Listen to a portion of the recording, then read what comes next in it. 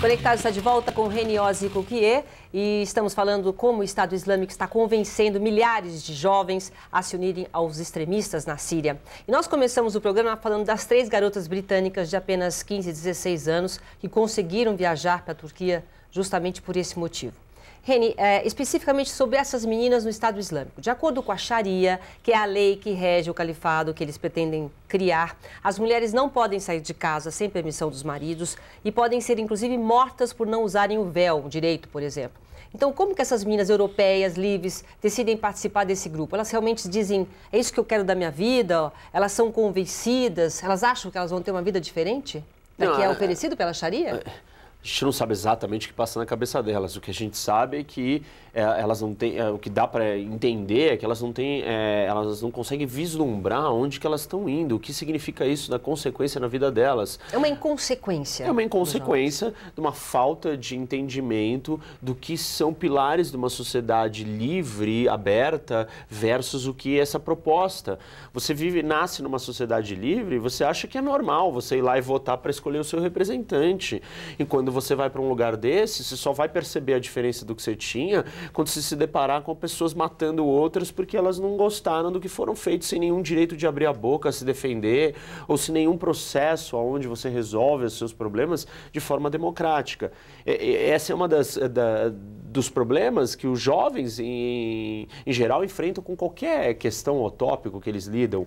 Eles têm uma dificuldade de transpor isso para realidades comparadas diferentes do que eles viveram. O Reni, inclusive, hoje a gente tem notícia que hoje 6 jovens do Canadá foram para a Turquia. O governo canadense acredita que eles também estão fazendo a rota para a Turquia, para a Síria, perdão.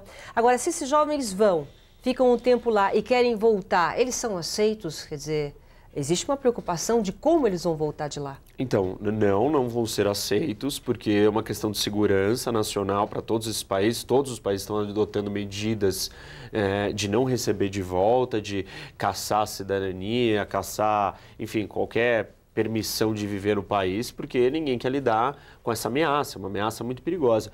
Tem um fator importante sobre o mundo islâmico que representa hoje 1,6 bilhões de pessoas e 60% dos muçulmanos, eles têm até 30 anos de idade. Ou seja, é uma geração muito jovem, uma parte do mundo muito jovem, que vai responder a esses tipos de estímulos que, por exemplo, o Estado Islâmico trabalha muito bem. Essa geração, ela nasceu olhando para as imagens da identidade dela, o que representa a essência dela, na televisão, vendo o 11 de setembro, mas e sendo associada como a minha identidade, ela está ligada àquilo.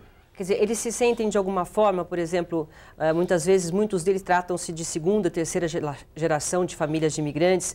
Então, existe uma falta de perspectiva de melhor vida, no caso, com a globalização e com tudo que está acontecendo com os muçulmanos, a forma deles serem tratados? Eles se sentem um pouco excluídos? Sim, eles se sentem excluídos. Enfim, esse é um problema de assimilação, um problema de imigração que muitos dos países sempre enfrentaram, só que para eles é um pouco pior, porque eles não são totalmente de outro lugar, eles já nasceram nesses lugares, então eles não têm um histórico de fuga ou de sair de um país que tinha uma condição muito pior e ir para uma democracia. Eles já se sentem parte daquela democracia, mas não são totalmente absorvidos por ela e não fazem parte, então eles ficam meio que num limbo, num lugar que eles não são.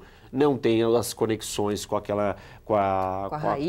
raiz, com a família deles, de onde eles vieram, e ao mesmo tempo não fazem parte daquele novo lugar. Isso facilita com que ele vá em busca, então, dessa raiz, dessa história, da onde ele veio, essa identidade. Soma-se a isso a ideia de que, desde que ele nasceu, ele enxerga o quê? O mundo islâmico associado com essa violência, com esse radicalismo, com esse extremismo. Então, eu tenho que fazer parte, né? É o que a gente assiste há 15 anos, desde o 11 de setembro. E eles tinham 15 anos de idade, se eles têm 30 hoje, eles passaram 15 anos só assistindo um tipo de imagem, uma realidade. Ou seja, esse é o meu grupo, o mundo está em guerra contra ele, e eu estou aqui, eu não sou muito bem aceito. Defender o meu grupo. Agora, na verdade, tem também aquela coisa de você se juntar a causas vencedoras. E por incrível que pareça, o que eu vou falar aqui hoje para o mundo, o grande vencedor está sendo o Estado Islâmico. Então, isso que consegue vencer todo mundo, os britânicos, os americanos, ninguém consegue pegá-los, eles vão lá, matam um, mata outro e ninguém consegue acabar com eles. Então, eles são vistos como heróis? São, porque essa faz parte da estratégia de convencimento, de persuasão de massa deles. Todo mundo quer estar ao lado do vencedor. E as mensagens e imagens que o Estado Islâmico manda para o mundo são de que eu não estou preocupado com vocês, eu vou desafiá-los ao máximo. Quem quer para desafiar o Egito, eu também desafio a Jordânia, a Arábia Saudita, todo mundo pode ser meu inimigo porque eu sou forte o suficiente para combater todos e vocês têm que ter medo de mim. E essa mensagem, essa narrativa, ela está ganhando tração. Eles usam isso através de simbolismos grandes.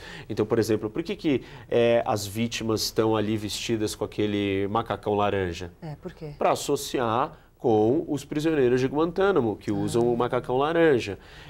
Na última vez, os últimos cristãos mortos ali na Líbia, decapitados na Líbia, estavam todos na praia, no Mediterrâneo. Por que isso? E eles falando, nós estamos chegando até Roma. Então você está próximo, você mostra que você está no mar. O Bin Laden foi sepultado no mar também. Então você está mandando um recado, agora eu vou sepultar os seus compatriotas aqui no mar. E está dizendo, olha, eu estou no Mediterrâneo, eu estou chegando perto. Estou chegando, então, eu estou tomando conta do mundo. Você está mandando uma mensagem subliminar, eles são muito preocupados com essa questão da comunicação. E se a gente tem um grupo que tem menos de 30 anos, na era da comunicação totalmente conectada, só o Estado Islâmico tem mais de 40 mil contas de Twitter falsas. Nossa, e o Twitter está numa busca de encerrar essas contas. Parece que conseguiram encerrar 15 mil, mas eles ficam criando novas. Então, eles têm toda uma estratégia de se comunicar com esses jovens, porque eles são jovens, porque eles respondem a um certo estímulo e usam as técnicas básicas de persuasão, enfim, de mostrar que você tem que estar do lado do mais forte. E eles vão construindo a mensagem deles dessa forma. Muito bem. Então, a gente fica aqui alerta, né? Porque realmente é uma grande preocupação o que estão fazendo com os nossos jovens. Reni, muito obrigada. Pela sua presença mais uma vez. Boa tarde a todos. Até semana que vem.